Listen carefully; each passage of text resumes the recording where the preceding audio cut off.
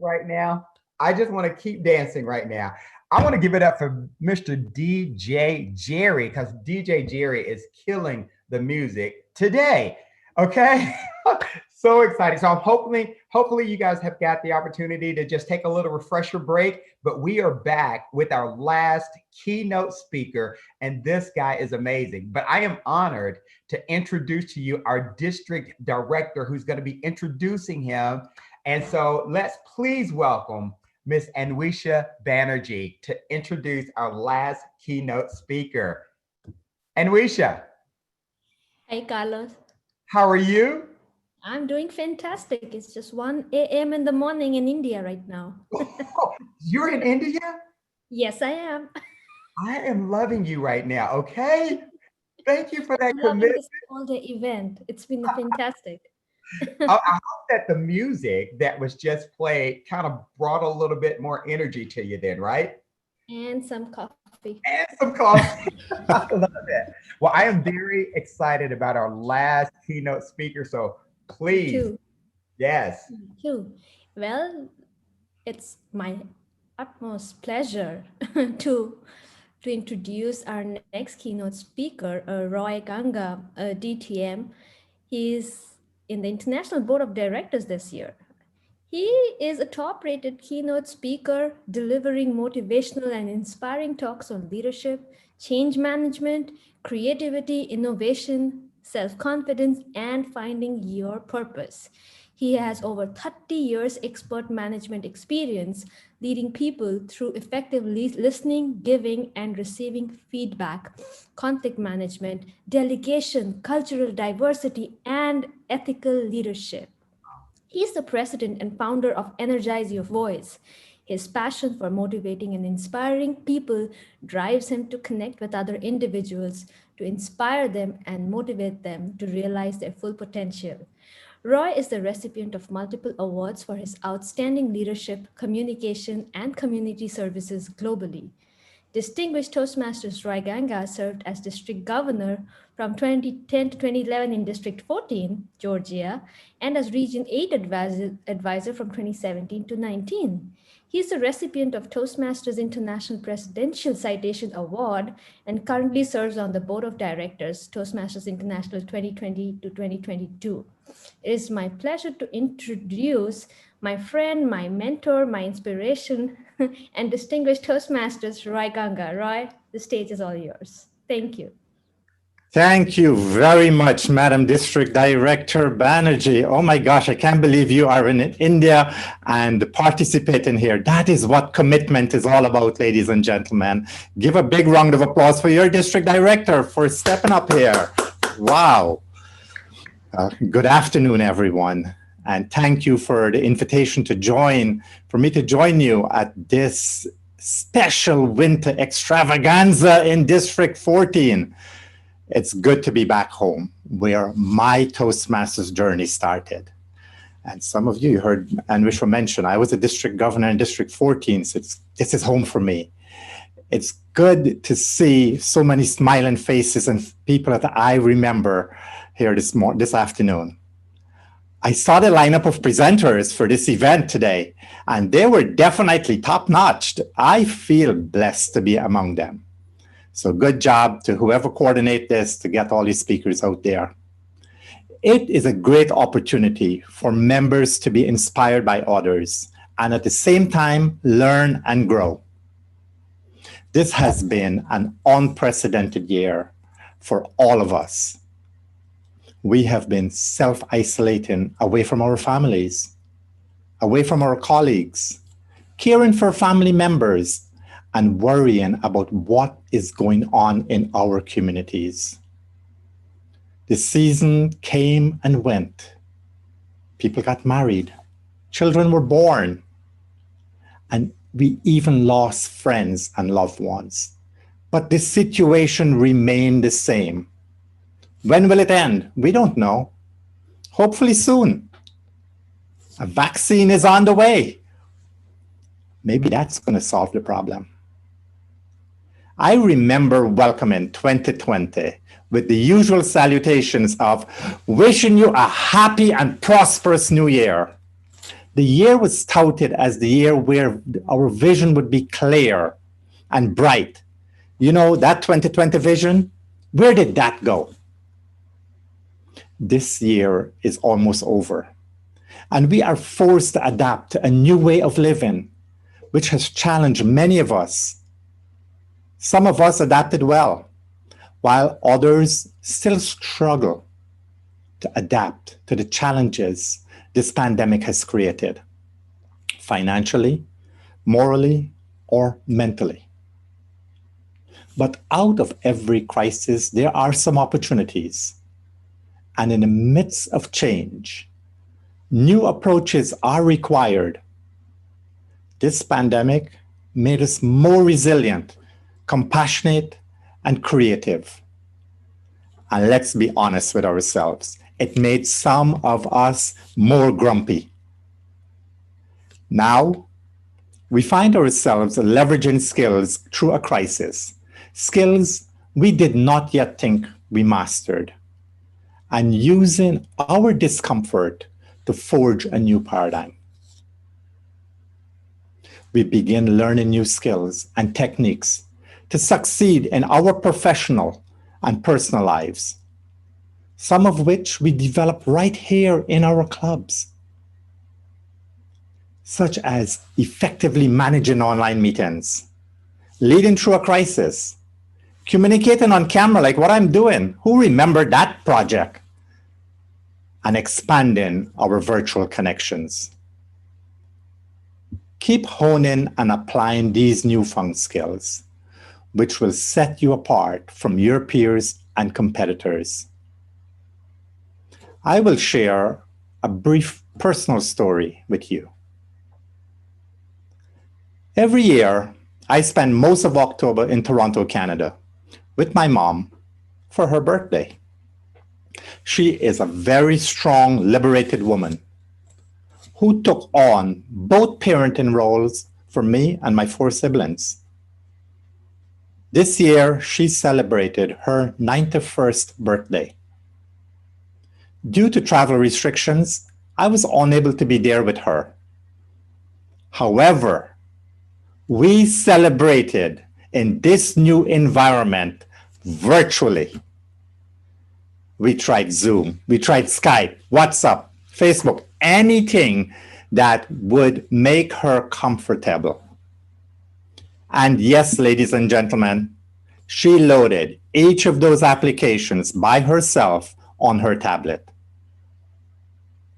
It's amazing what individuals can accomplish when they are forced to do it. At 91 years old, she is proof that nothing is impossible. It wasn't easy. Moments of frustration for her and for me. But she did not give up. Now, every day when I speak with her, I hear the excitement in her voice when she would ask if she should go and get her Skype. She refers to her tablet as her Skype. But that is the least of any of my worries. I am so happy I get the opportunity to speak with her every day. The fact is that she persevered by accepting the technological challenges. I share this with all of you because each of us is managing through this crisis in different ways. Frustration, moments of depression, loneliness, technology burnout, human interaction, oh my, how much we need that. Vacation deprivation. God, how many of us want our toes to be in that sand on the beaches? And much more, which is causing us to challenge ourselves to do things that we normally would not do. Even if you have been a work-at-home person prior to the pandemic, as I am, you are experiencing the burnout. We are all worried and concerned, but how do we effectively help and lead others through this crisis while focusing on each of our development? Communicate, communicate, and yes, communicate. I cannot stress that enough. We have to make sure our message is consistent. We have to demonstrate credibility. And most of all, we need to be compassionate. We have to be authentic. Remember, we are all in this together. Take a moment to reflect on this and ask yourself, to what extent does your leaders communicate with you? I'm going to repeat that. To what extent does your leaders communicate with you? As often, as candidly, as clearly, as compassionately as you need them to.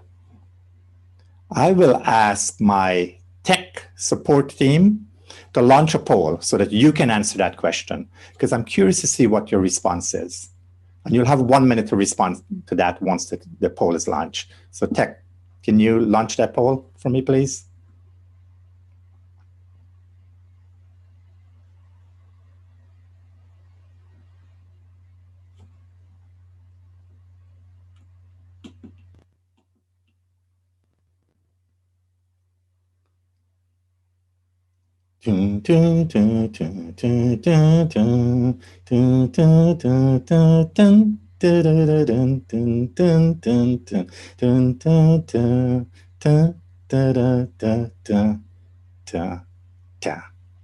Okay, let's see what the results look like. All right, see, very close call there, right? Very good and somewhat, but could do more. I anticipated more of that second one, right? Somewhat, but could be do more. But I'm glad that all of you think that, at least 48% of you think that your leaders are communicating very good with you. And now, let's look at the flip side of this. How much communication are you doing these days with others? And seriously, think about this. How much communication are you doing with others? Put yourself on the other end and see how you would feel about your communication with others. Because as we learn in Toastmasters, communication is not only about speaking, it involves listening and being empathetic, especially through feedback. Listening is a powerful skill.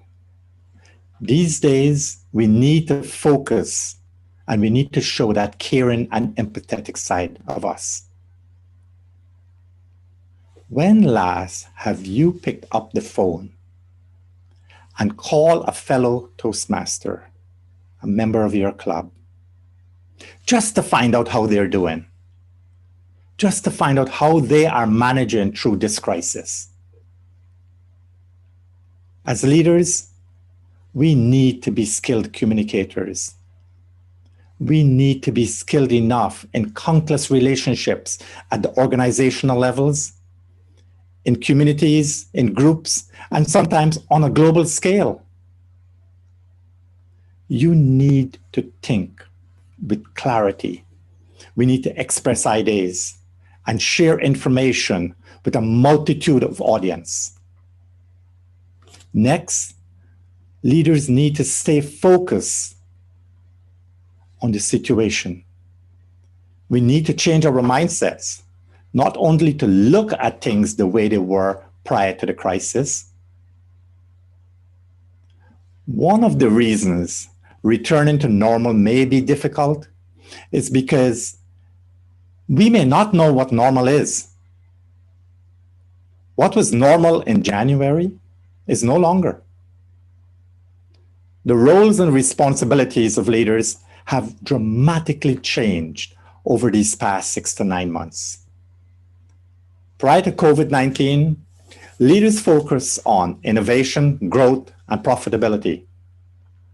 Today, if you ask those same leaders, they will tell you that their focus now is on sustainability, creativity, and liquidity. Their focus has changed, and as leaders, we need to keep abreast. Leaders in today's environment must exude calm and empathy. They need to demonstrate more compassion for others and to be motivators.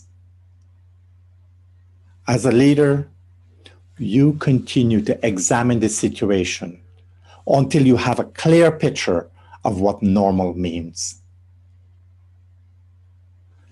In the interim, keeping your teams engaged is extremely critical.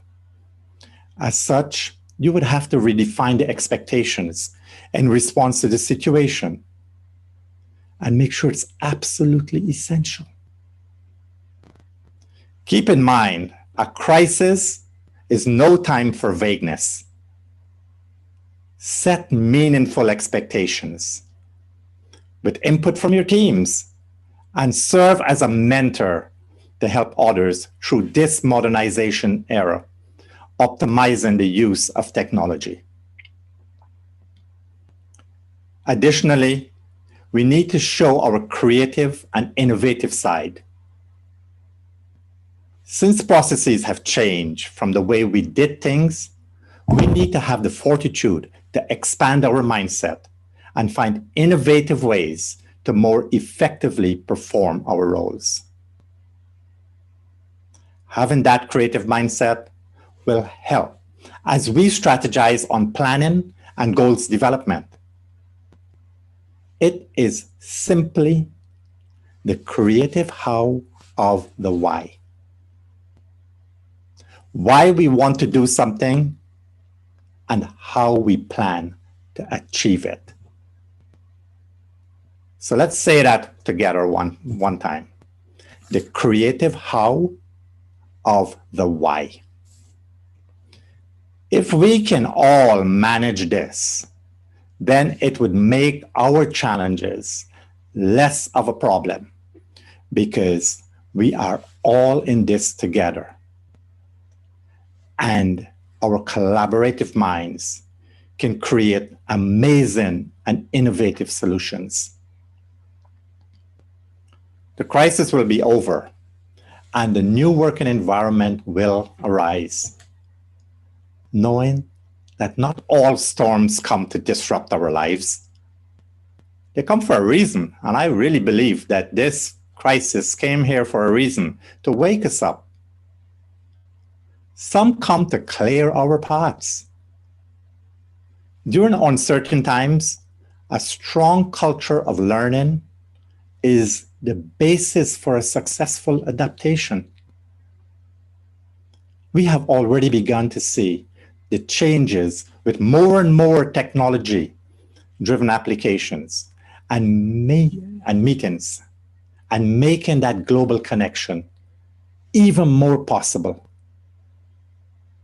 We can now participate in joint meetings with clubs from across the globe. We couldn't do that 6 to 9 months ago. And now we can conduct joint club speakerthons. That's a fabulous way to go. Be present and let's engage and be resilient. Keep abreast with these changes and embrace this new paradigm. The empathy towards our members was clearly demonstrated by our international president, Richard Peck, when he offered every member a free learning path. Take advantage of this to expand your personal development. In our Toastmasters district, we have to apply this new focus and mindset as we develop others and ourselves. It starts at the club level. So be poised and be positive in your approaches. Every member must be given an opportunity to participate in the club meetings.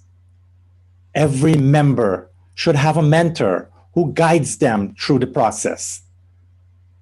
I constantly hear there are not enough qualified members to mentor someone new. And I challenge that because if each of us has a mentor, We are learning something from them.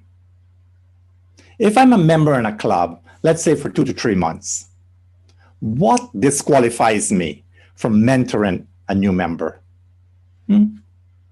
Nothing really. If every other tenure member is stretched to his or her maximum, then I should volunteer to mentor a new member. Here's how. The things I learn from my mentor, I will impart on my protege. If there is a question which I don't know, I will meet with my mentor to get the answer and then be able to communicate that back to my protege. This way, I'm learning in the process and I'm developing leadership skills along the way. You can also do a buddy mentor with one another. As I did when I was an area director, I teamed up with another area director, and most of you know her, Lana McFarlane. We were area directors together. I teamed up with her to understand what we were supposed to do. We had no clue, but by teaming up with her, we share best practices. Active listening is a key component of mentoring. Try it. You will be amazed to see the results. Managing in a crisis could be challenging for some club leaders. Remember, it is the club, it is the members that elect the club officers. Therefore, our officers are accountable to the members of the club and to make that club successful. We are accountable for our development. Don't blame that on somebody else. We have the opportunity to develop ourselves, but we are accountable for that. And what I mean by that is that each of us have a responsibility when we are at that club meeting to participate in every single role on the agenda. Don't wait for somebody to come to you to do that. We often do not know what is going on in other people's lives, what struggles they may face. Therefore, as a member, when we observe something is not going right, we need to be proactive in reaching out and find out what the problem is.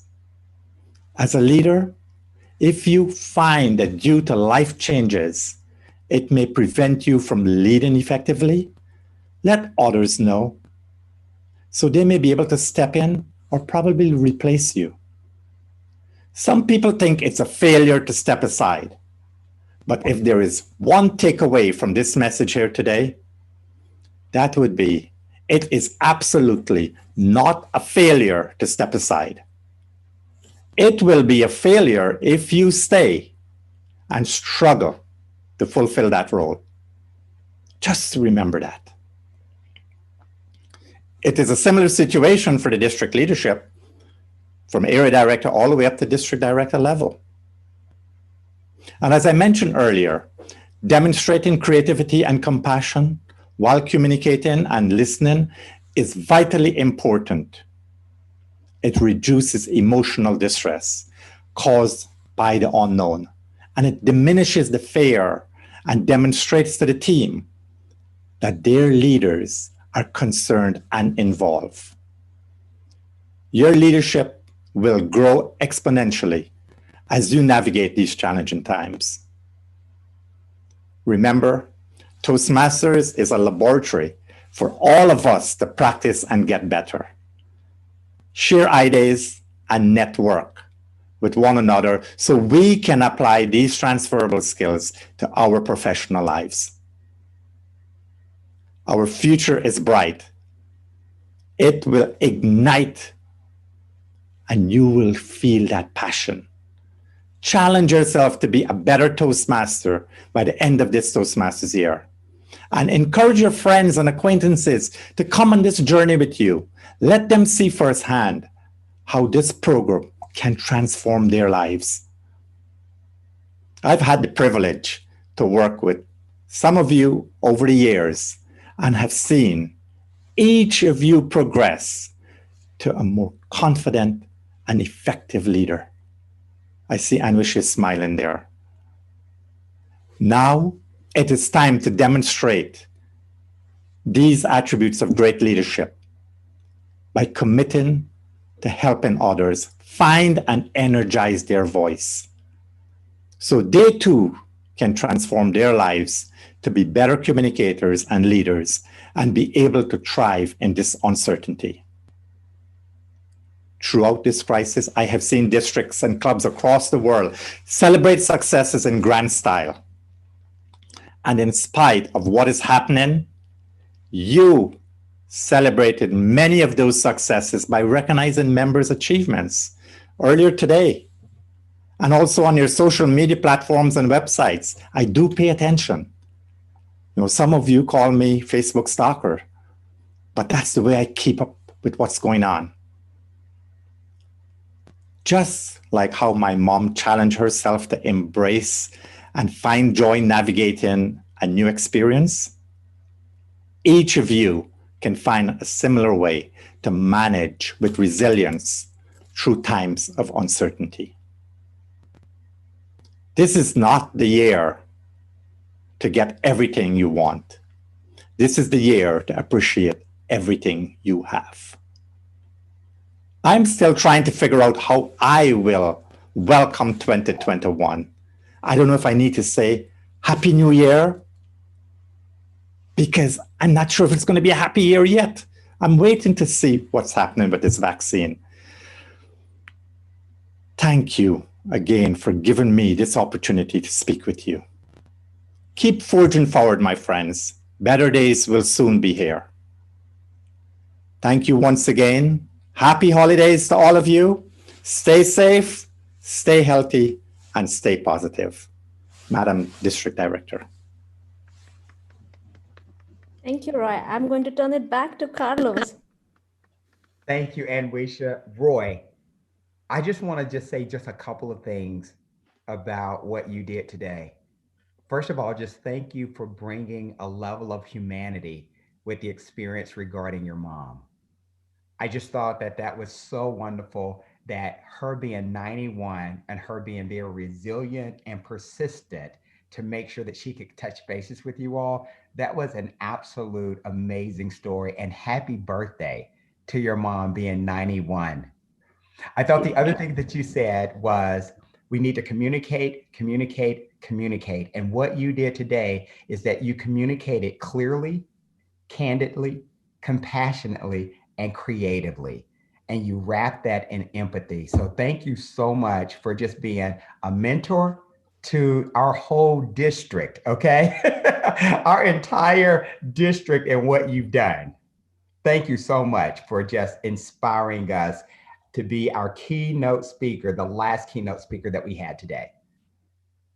Thank you. It's a pleasure.